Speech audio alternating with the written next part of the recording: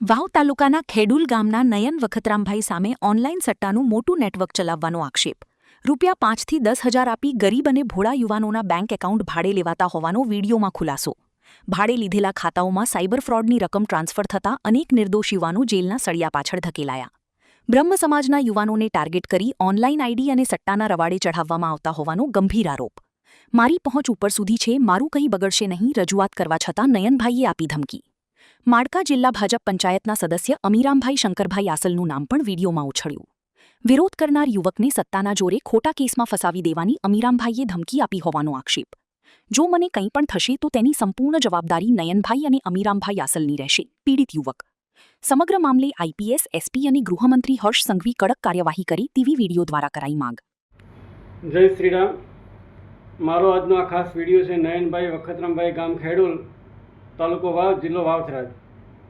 જેઓ ગેમિંગ અને એકાઉન્ટ ભાડેનું મતલબ કે પોતે ઓનલાઈન આઈડી અને સટ્ટાનું મોટું નેટવર્ક ધરાવે છે અને જેના પૈસા ટ્રાન્સફર લેવા માટે જેઓ ગરીબ પ્રજા, ભોળી પ્રજાના એકાઉન્ટ ભાડે લે છે અને ગરીબ પ્રજાના 5-10 હજાર રૂપિયાની અંદર એકાઉન્ટ ભાડે લઈ અને એ લોકોના ખાતામાં સાયબરો થતી હોય છે, જેના કારણે અત્યારે ઘણા બધા યુવાનો સાયબર ફ્રોડના કેસની અંદર અત્યારે જેલમાં પણ છે.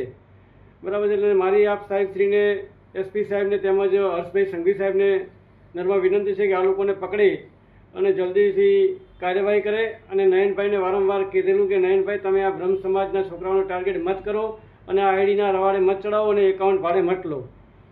સાહેબશ્રી આવી વારંવાર એમને રજૂઆત કરવા છતાં પણ નયનભાઈએ અમને એવું કીધું કે મારા કાકા જિલ્લા પંચાયતના સદસ્ય છે, એની પહેલાં એક પાર્ટીના આગેવાન હતા અને અત્યારે હાલ માળકા જિલ્લા પંચાયતના સદસ્ય છે અને મારી પહોંચ બહુ ઉપર સુધીની છે, એટલે તમારાથી મારો કંઈ ફેર પડશે નહીં.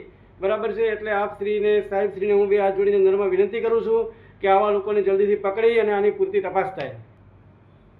અને અમીરમભાઈને પણ મળીને વાત કરી કે અમીરમભાઈ, તમે અને નયનભાઈ આ બ્રહ્મ સમાજના છોકરાઓનો ટાર્ગેટ મત કરો. ત્યારે અમીરમભાઈએ એવું કીધેલું કે તમારે કંઈ બોલવાનું થતું નથી, નહીં તો તમારી પર ખોટો કેસ કરી અને તમને પણ જેલમાં ઘલાવી દઈશ. અમીરમભાઈ કે હું અત્યારે ભારતીય જનતા પાર્ટી સત્તાની પાર્ટી છે અને સત્તામાં હું બેઠો છું. બરાબર છે. એટલે તમારે મારી સામે વધારે કંઈ બોલવાનું નહીં, તો તમારી પર ખોટો કેસ કરી અને તમને અંદર ઘડાવી દઈશ.